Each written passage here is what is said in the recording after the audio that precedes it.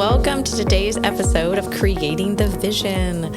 I have with me one of my dearest friends, and I cannot wait for all of you to hear this conversation because I think for anyone who has ever doubted themselves or has thought, I just don't know if that could be the life for me, you need to meet my dear friend, Dalia Soles.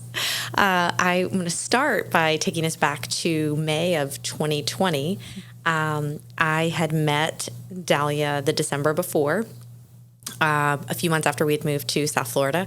Our husbands are in the same industry, and we met at a party, and I saw this girl with this beautiful headband on at a Christmas party, and I was like, I got to meet this girl because she just looks like so much fun. And she is. and I introduced myself. We got to know each other really kind of on Instagram after the pandemic hit. And May of 2020, one of the beautiful things about living down in South Florida is that we were still able to enjoy outdoor dining because we were right on the beach. Yep. So we met and had lunch. And from there, I think the rest is really history. But at the same time, there's so much that's happened between that point and then now. And I want her to tell her story because it is one of the most incredibly fascinating stories of really the birth of a business and how you took this idea that we discussed over lunch and that you were so kind to kind of bring me into and share with me your vision for what you wanted to create. And then now here we are a little over 3 years later, and you are just absolutely crushing it. So I want to turn it over to you, but I just love that this conversation started 3 years ago, and to see all of the amazing things that you've done from then until now and how much you are still scaling and growing. So I guess to kind of toss it over to you, my question, or I guess how to get started was, if you don't mind just sharing a little bit, one about yourself, but kind of where you were at that point in your life in 2020 and kind of how your business has just taken off. Absolutely. Thank you for having me. It's always a treat to get to sit and talk with you, just on a friendship level. So I know this will be a fun one. So going back to May of 2020. So first of all, I am the founder of a company called Design Assisted. It is a project management company that specifically services interior designers. It is very niche, and it is my baby. So in May of 2020, I was feeling many things. One of them was hopeful, and the other one was scared out of my mind. Just like everyone else, right? In the entire world, we were all terrified about what was happening in the world. I was terrified for a few reasons. One, the pandemic, and two, I had put in a notice at the interior design firm that I was working for in February of 2020, and I had given them a 6-week notice. And we all started working from home in March while I was still training my replacement. And I just had this feeling that the company that I was leaving them for was not going to be able to hire me. And I was correct. So I had this idea to help interior designers. And it had come to me about a year prior when I was working for this design firm, and we were helping many high profile clients. And I probably managed 20 projects at a time on my own. And I really just needed a little bit of help. But the issue there was that interior design, the industry ebbs and flows. So I knew that I needed help. I knew I didn't need permanent help. I didn't know where to find this. And I decided to be the solution to my problem. And with anything, when you're starting a business, when you're creating an idea, it's really fun coming up with the idea. It's really scary to execute the idea. And I've always been the kind of person who comes up with an idea a minute. Every morning, I get in the shower. That's where I do my best thinking, and a new business idea comes to me. And my husband and my family members at this point were so used to me just coming up with these ideas that they were like, yeah, great, cool, whatever. But this one, I was like, no, you don't understand. It's really going to happen. I'm really going to do it. And I was thrust into it, essentially, because the pandemic happened. I was now jobless. I had a couple of choices. I could have gone out and interviewed at other interior design firms. At the time, we didn't know that the interior design industry was going to skyrocket 200% while everybody was stuck at home and redecorating their homes. So I, just kind of had to think about what my next step was going to be. And I put one foot in front of the other. I designed my own website. I have a background in graphic design, so that gave me a leg up there. And I've always been great at creating relationships. So I reached out to some fabric vendors that I had become close to during my time at the interior design firm. And I had my first client, I think 5 days after launching. And 3 months into it, I had to start a wait list, an unofficial wait list, because everybody needed it and everyone was working from home. So people who, had never worked with anyone remotely in their lives were now knocking down my door asking for help. So that was May of 2020. And now in almost July of 2023, I have 5 employees. 3 of them are project managers. One of them is my COO, and the other is our administrative coordinator. And if you would have asked me 3 years ago what 2023 was going to look like, I probably confidently would have said, oh, well, I'm going to grow threefold. But I tend to say things that I don't necessarily even believe in my own head. Because I believe in doing things scared. Now that's what this has taught me, right? As being a business owner now I do things scared. And now I know that there's nothing that I can't achieve. I love it.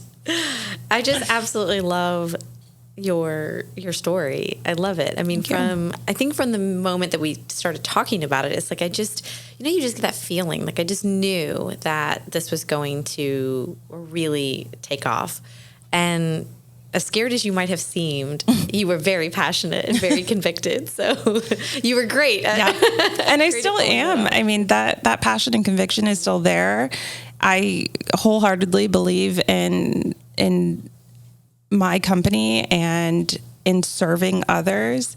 That is the message behind almost everything that I do. And when you think about interior design, it can feel kind of surface and artificial and, a little vapid even.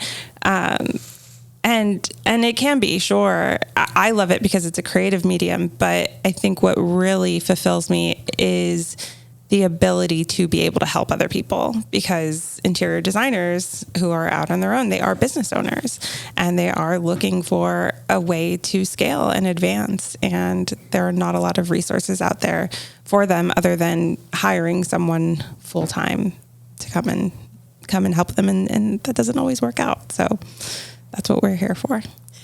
And what I appreciate too is that you took something that is a very basic need and identified that here is the need and here is how I can be the problem solver. This is how I'm the solution to your problem. Yeah. And I think what you did, what you're doing is genius, because you have proven to them that they need you as the link between the business and the client. Absolutely. And, I've been thinking about this lately in terms of there's a ton of business coaches, right? And there's one for every industry.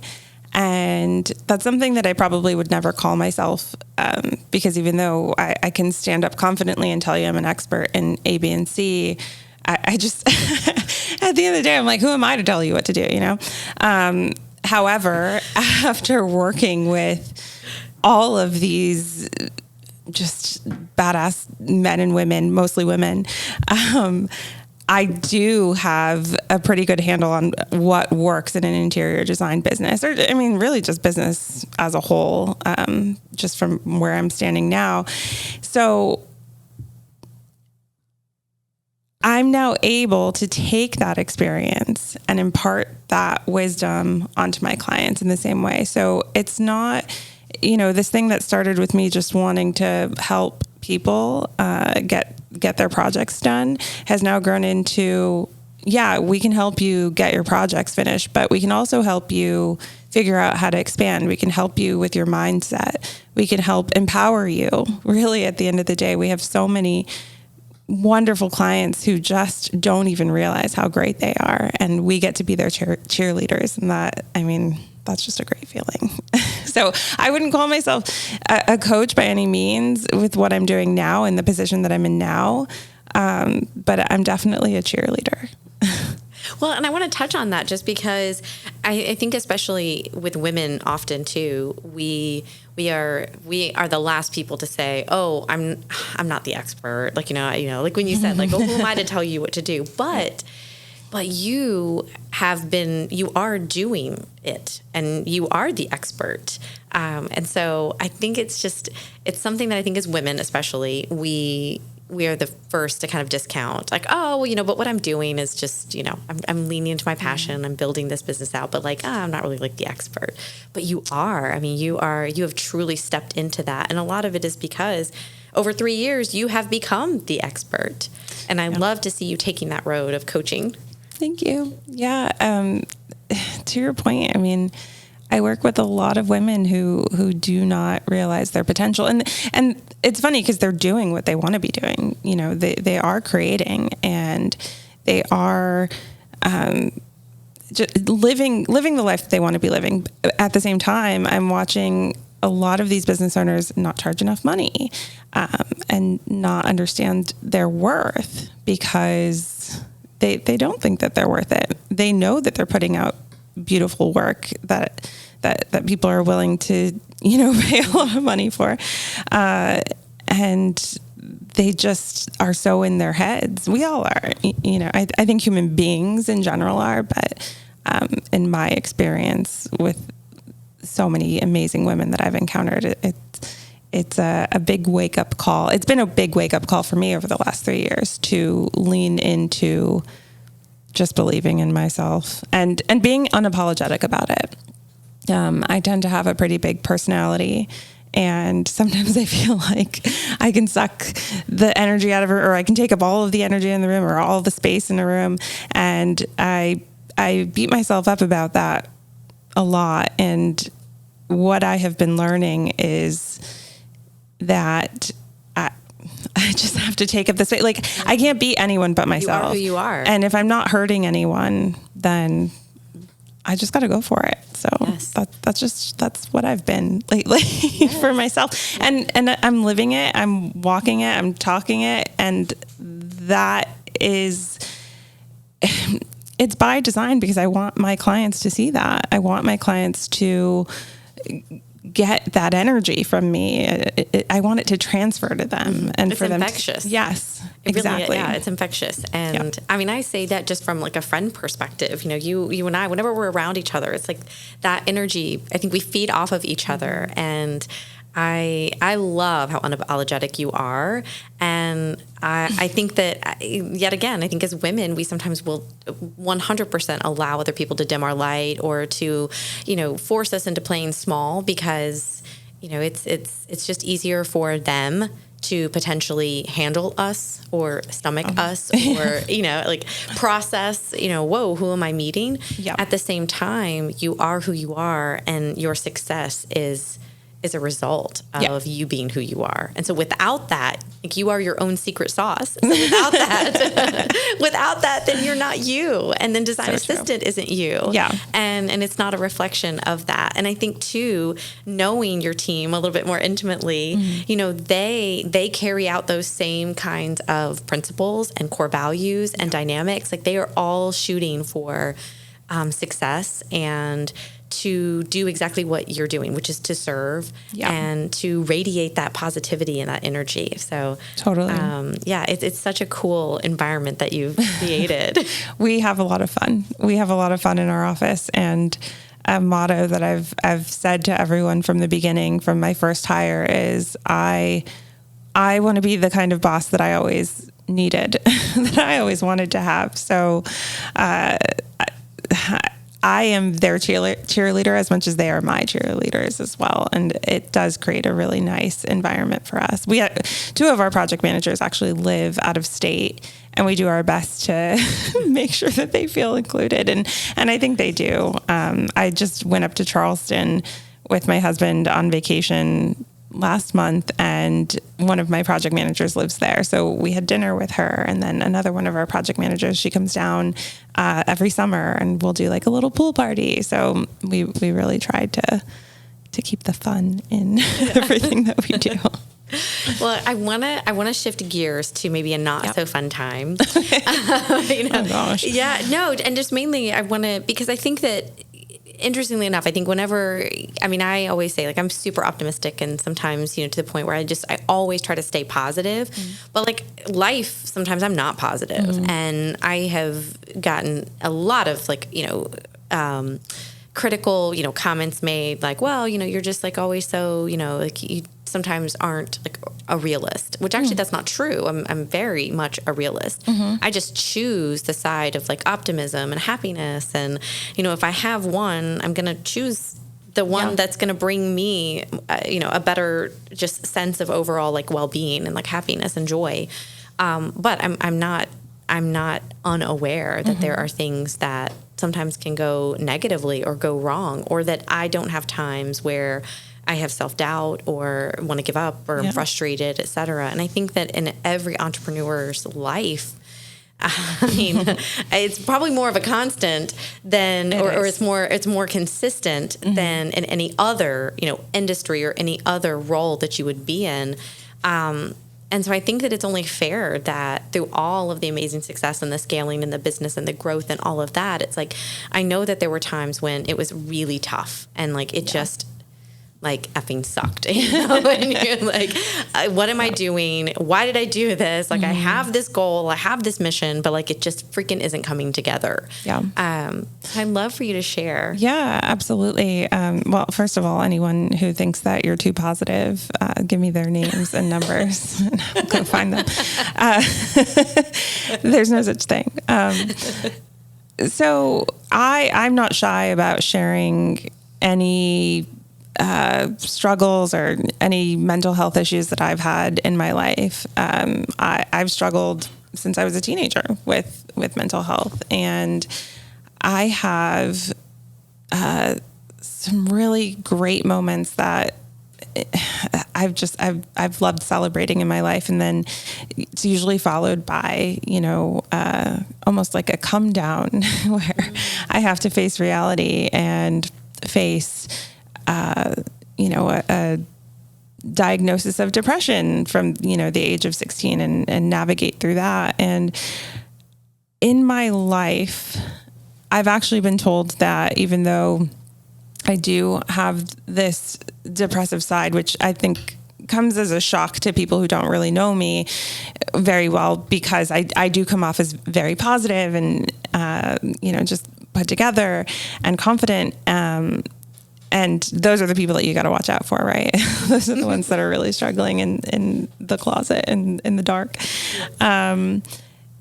However, it's been exponentially more difficult as a business owner because I have less people that I can now share that experience with. So my feelings now come in more of an isolated form.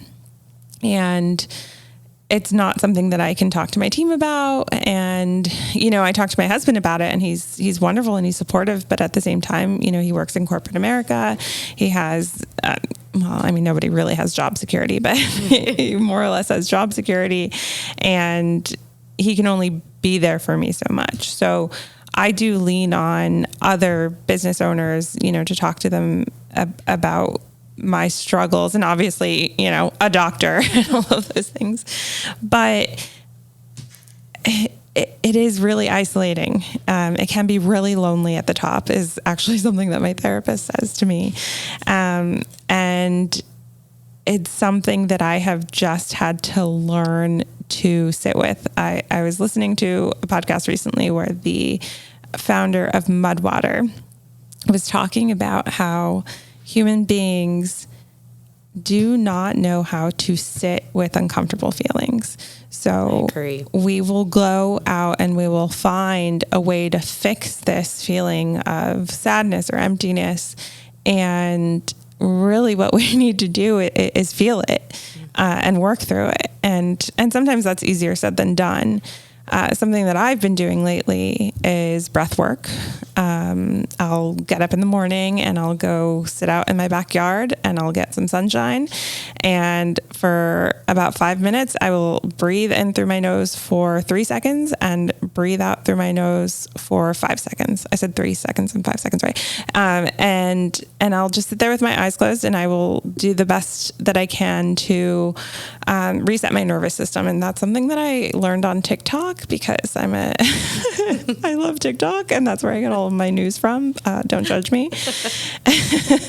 But when I'm having these feelings of intense isolation and stress that I just can't shake as quickly as I used to be able to shake it, I find that it is something that I need to sit with. And it can be from a number of things. I mean, it doesn't even, sometimes I'm affected by things that have nothing to do with my company at all. Sometimes I'm like, I don't even know what I'm sad about. I should be the happiest person alive right now. Like life is good and life is good. And I am grateful. But sometimes you just feel weird and you just got to get through it. But, and when you're having those moments, what piles on top of that is, maybe you do have a problem employee, or maybe there is an issue happening with a client and you just pile that on top of each other. And it's all of these new experiences that you've never had before. And you're like, can I quit my job? No, I can't because I created it. And then, you wake up the next day and you're like, oh, that actually wasn't that bad. What was I even upset about? So yeah, I mean, there's this quote, new levels, new devils. Ooh. And that resonated with me when I heard it, because I think you think, I'm going to do this thing. Mm-hmm. I'm going to have this life, and then I'm just going to be so happy and everything's going to be perfect. And, mm-hmm. and you don't want to seem ungrateful because, while other people are out there working a 9-to-5 that they hate with a manager who's mean to them, I'm creating something that came out of my brain and I get to tell people how to do it. But nothing's perfect.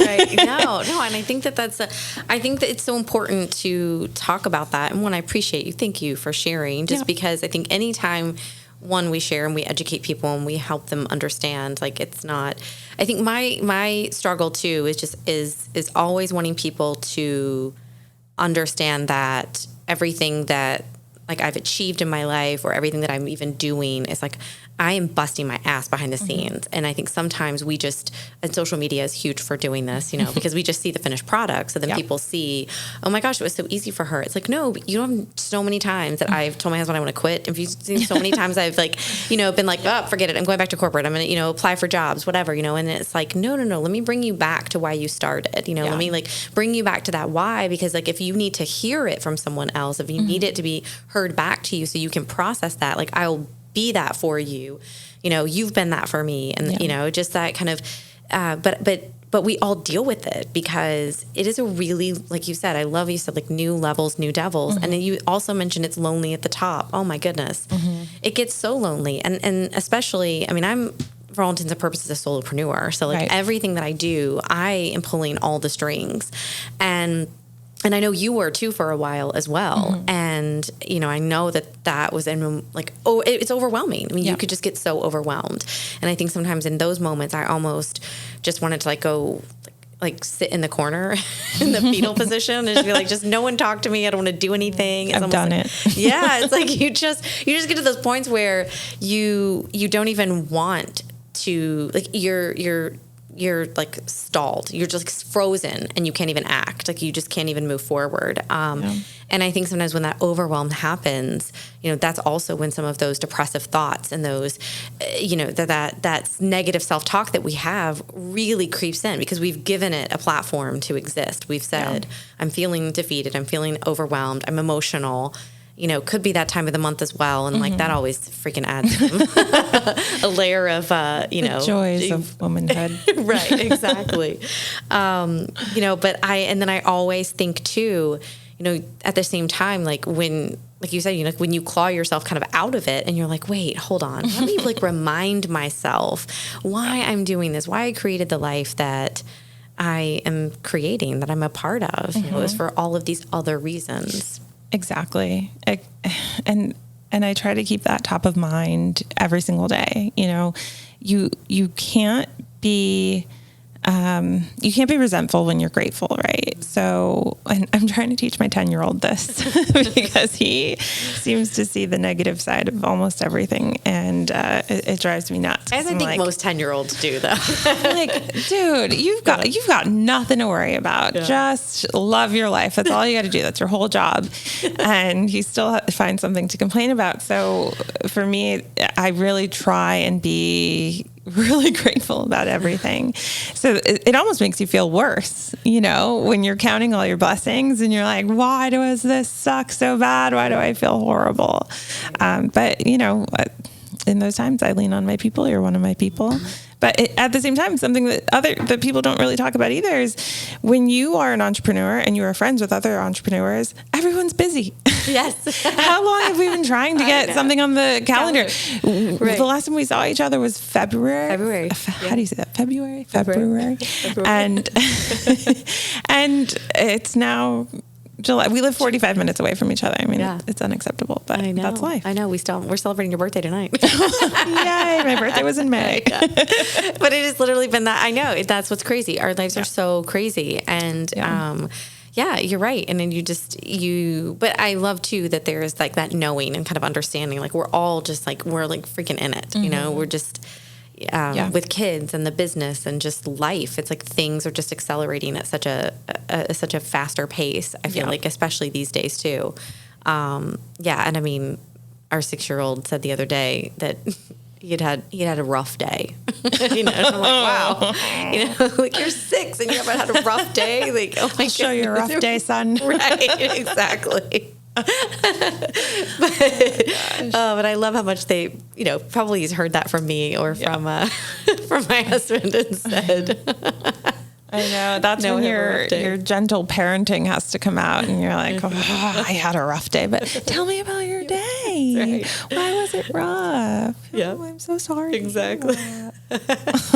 So just changing from rough days to like, have those happy, like exhilarating days, I mean, I think it's like, we always have to, like we're going to Oreo method this, right? We're going to do the positive, like cram in a little bit of the, negative. And I want to wrap it up with, some more positive. Yeah. But I mean, I think the incredible thing about what you have built is you now, you have a retreat coming. You are now like educating and speaking. Like this is just kind of to your point earlier, like it's turned into something that you didn't expect. As far as like you had one goal, and the goal was I'm going to be the project manager for interior designers and for their clients and for the firms. And so now it has become, oh my gosh, you're developing all of these different facets and aspects of the business. And now it's turned into, you are that expert. So now you're being asked,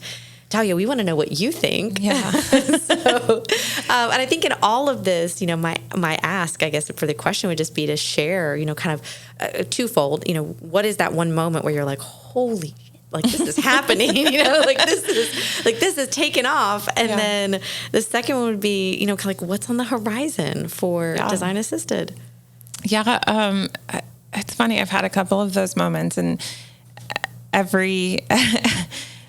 every stage it has been the same overwhelming, jubilant feeling. And it could be something as small as landing my dream client, to hiring my first employee, to being on a podcast, and just meeting someone and them saying, oh my gosh, I know who you are. So-and-so told me about your business. I need your help. I think that is such a great feeling. And also getting off of a call with someone, a consulting call with someone, and them saying, wow, I feel like a ton has been lifted off of my shoulders. And that's always a great feeling, just being able to speak truth to someone about their business and assure them, hey, we are going to help you. There is a light at the end of this tunnel, and you don't have to go it alone. I'm trying to think of something specific. Probably the first time that we were published. We were published last spring in Domino Magazine. And it's funny to say published, because Domino Magazine is actually now, it's not in print, it's only an online magazine. But it's still a really big deal in the industry. And we were published for styling and doing a little bit of design for a big influencer. Her name is Katie Serino, and she's kind of a big deal. She is the founder. She is amazing. She is. She's the founder of Mega Babe. She got her start in PR. I say everything she touches turns to gold. And that's funny. That's what I say about you. So that's you hilarious. two are two peas in a pod. We are. And how she came to be my client was I slid into her DMs. She is a notorious early riser. I am not, but for some reason one morning I was up at 5:30. I think I was trying to do some kind of New Year's resolution thing, and she had just purchased a condo in Palm Beach. And she normally lives in New York, and we're located here in South Florida. So I said, hey, if you need help with anything, I'm here. And she was like, yes, I need your help. Please help me. Which is funny because she designed most of her home all by herself. She actually is a great designer all her own. And I kind of just helped her with my opinions. She was like, do I do this and this together? I'm like, no, it's getting too crazy. And then, tone it down just a little bit, that kind of thing. So when she called me on a Friday and was like, hey, Domino Magazine is going to shoot the apartment in 2 weeks.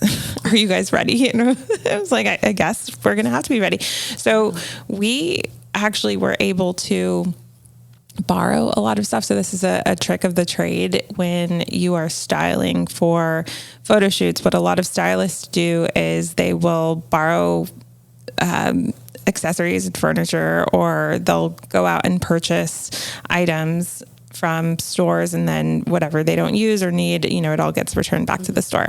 I hate doing that. It's bad for our industry. It makes designers look bad when they do that. So I went to a bunch of local places. There's a big store in Palm Beach called Hive, and they do not let anyone borrow anything.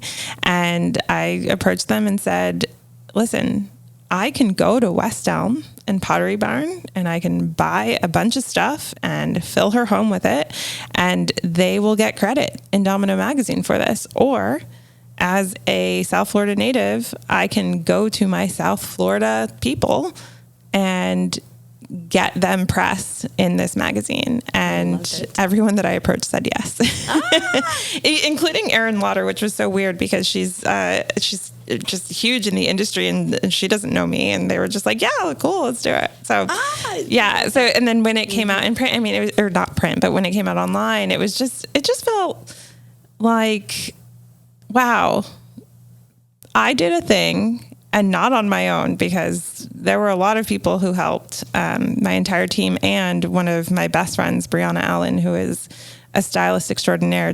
She, out of the goodness of her heart, showed up for 2 days and just styled, and oh man, it was amazing. And that was just such a good feeling. And from that, I created a relationship with the photographer, Benjamin Reyes, and we have been styling and photographing together ever since. And it's been such a great journey when I get to look back at that. Mm-hmm. So that was probably something that, we all were just jumping up and down about as a collective team. And even while I was doing it, I didn't feel qualified enough to do it. And then the pictures came out and I was like, dang, we are good. You're good. We're actually really good at this.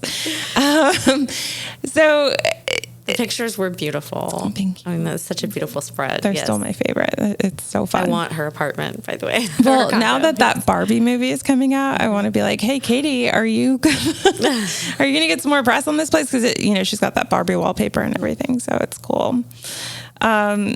Now, something that I'm excited for the future, there's so many things that I'm excited for. I am famous for taking on too many things and, again, having too many ideas. So I was just told a few days ago by my new publicist, which is weird to say out loud, that she pitched a panel topic for High Point Market in the fall, and they specifically wanted me to be on the panel. She told them about me and they were like, yep, absolutely want her. And I think she pitched a few other people and they're like, nope, we just want her.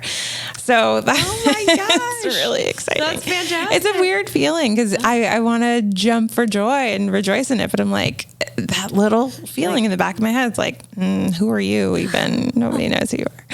I'm excited though. And then we will be launching a couple of new businesses before the end of the year, one of them being On Approval, which will be an accessories rental for interior designers, stagers, and stylists. And basically you can come and rent accessories from our office so that you don't have to run over to West Elm and all of those places to purchase and return.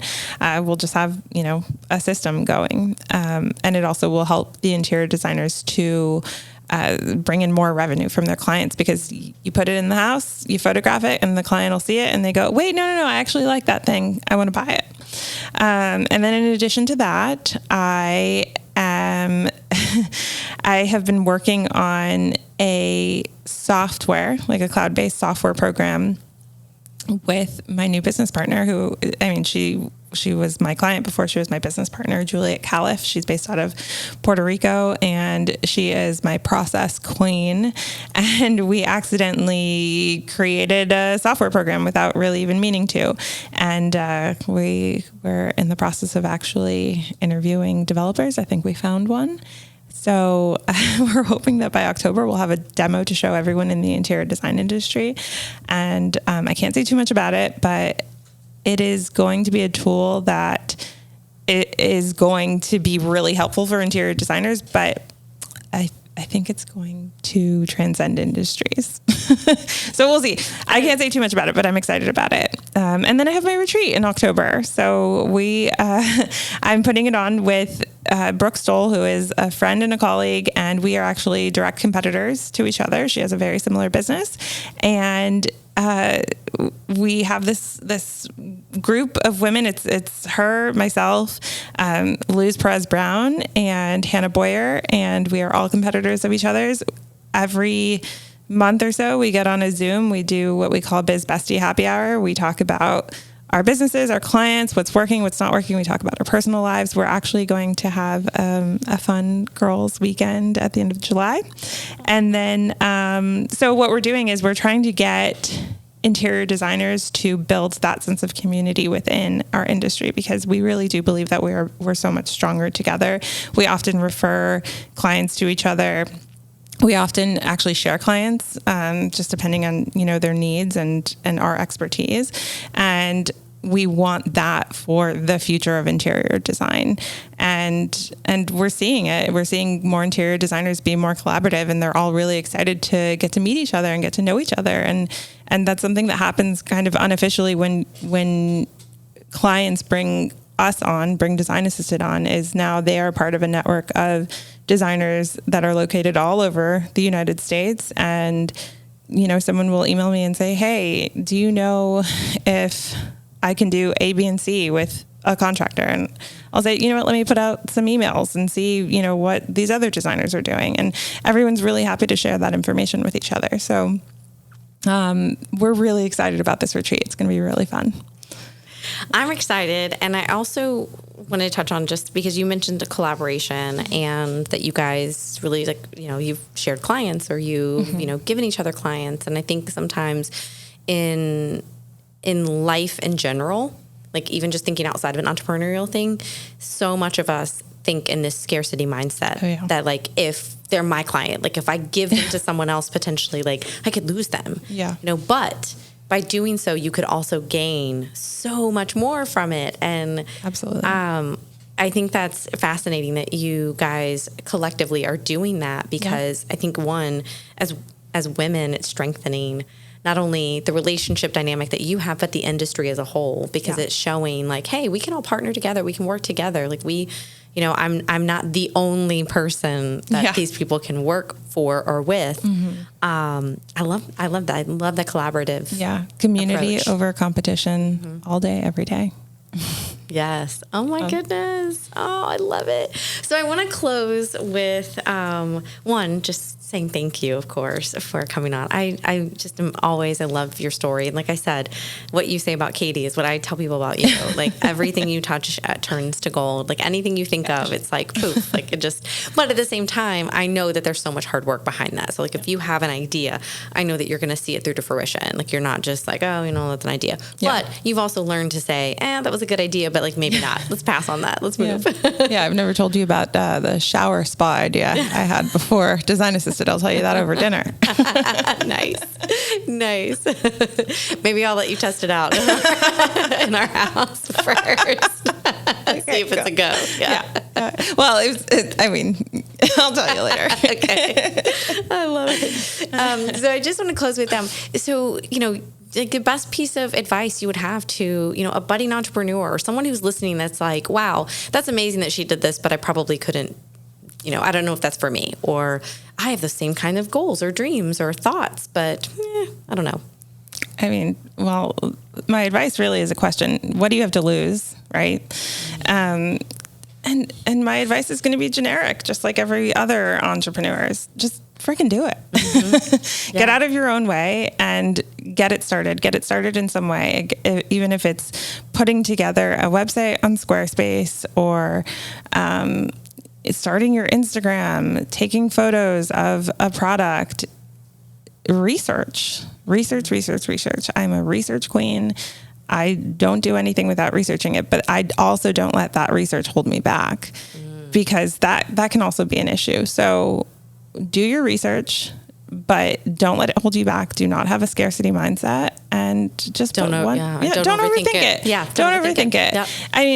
There's going to be a time where you should overthink it, right? When you're actually in the business and building it out, but just do it.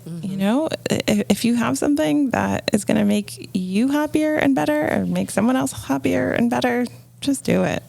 I love that. Oh, okay, so where can people find you so they can follow you and start learning all the things about Design Assisted? Yeah, so personally, I am on Instagram as Dalia Soles, no H, DALIASOLES. And for my business, for Instagram, it's Design Assisted. We did start a TikTok. I think we have 10 followers. One of them might be my mom. Even though I love TikTok, I still haven't figured out how to really push content on there, but we pretty much live on Instagram. And and if you want to email us, studio@designassistedgo.com. I love it. Yay. I'm so thankful that you came and shared your story, and I just appreciate and love you. And I'm just glad that, and so cool to like be a part of everything, kind of like we get to witness it firsthand. Samesies. Yeah. So, same to you. Love it. Awesome. Thank you, my love. Thank you so much.